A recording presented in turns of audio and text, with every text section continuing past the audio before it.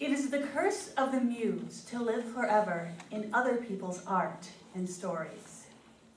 You may have heard stories about how Elizabeth Siddal posed as Ophelia for John Everett Millais in a tub full of water. It was kept warm by lamps. It was an ingenious little system until the lamps went out. The model caught cold and her father sued. They say that this set the stage for the ill health that dogged her the rest of her life.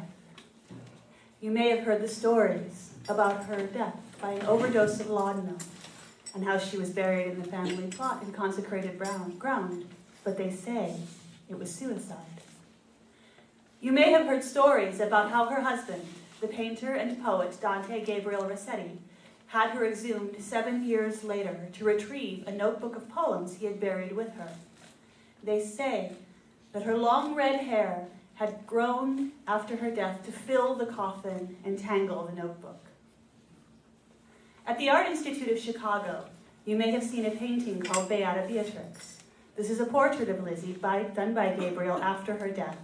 It depicts Beatrice, the muse of the 14th century poet Dante Alighieri's new life and the Divine Comedy. Chicago writer Jenna Waterford is a friend of mine and shares my passion for the pre-Raphaelites and for Lizzie in particular. And she wrote a story called Beata Beatrix about the curse of the muse. Lizzie haunted Gabriel long before she swallowed the last sip of laudanum. Paint held more power over him, and poetry more allure than she could ever hope to exert. And so she drifted as near to him as he would allow, all the while hoping that one day he would see her. And then it was too late. The curse had fallen. The mirror cracked from side to side. But no boat waited to bear Lizzie's body down to Camelot. In its place, they carried her to her grave in a casket filled with flowers, the rich aroma masking her decay. Broken petals decorated Lizzie's long, unbound hair and caught in Gabriel's lips and beard as he whispered his last sobbing words to her.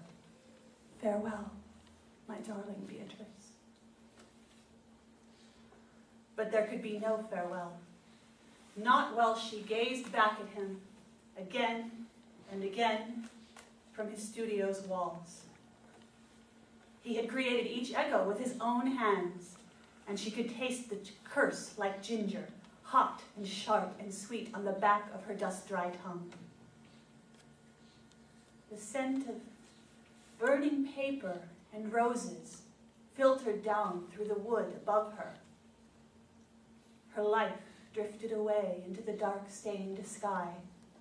Smoke and dreams and scribbled miseries, desire, recriminations, blame.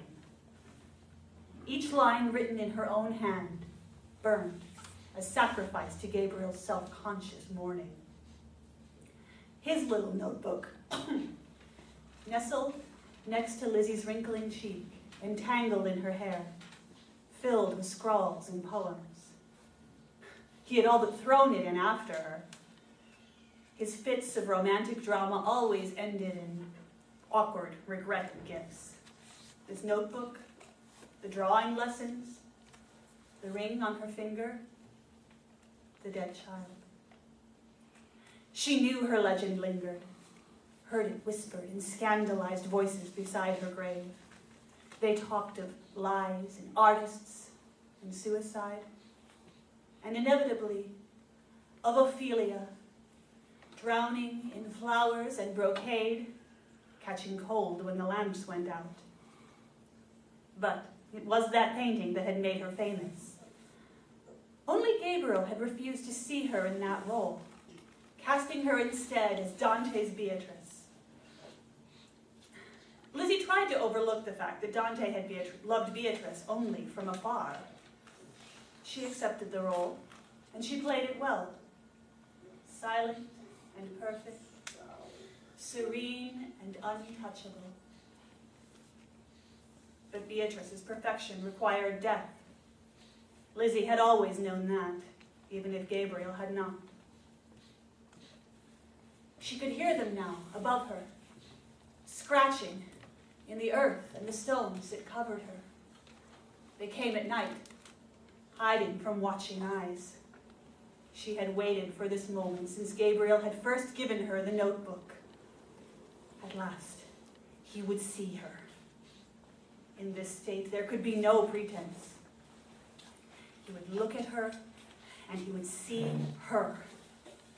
And then, perhaps, she could break the curse. Then, perhaps, she could be free to drift away like the burnt paper ashes.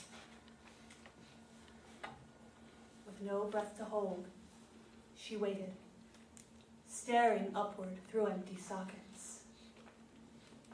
Wood screamed and groaned like a banshee protesting this night of grave robbery.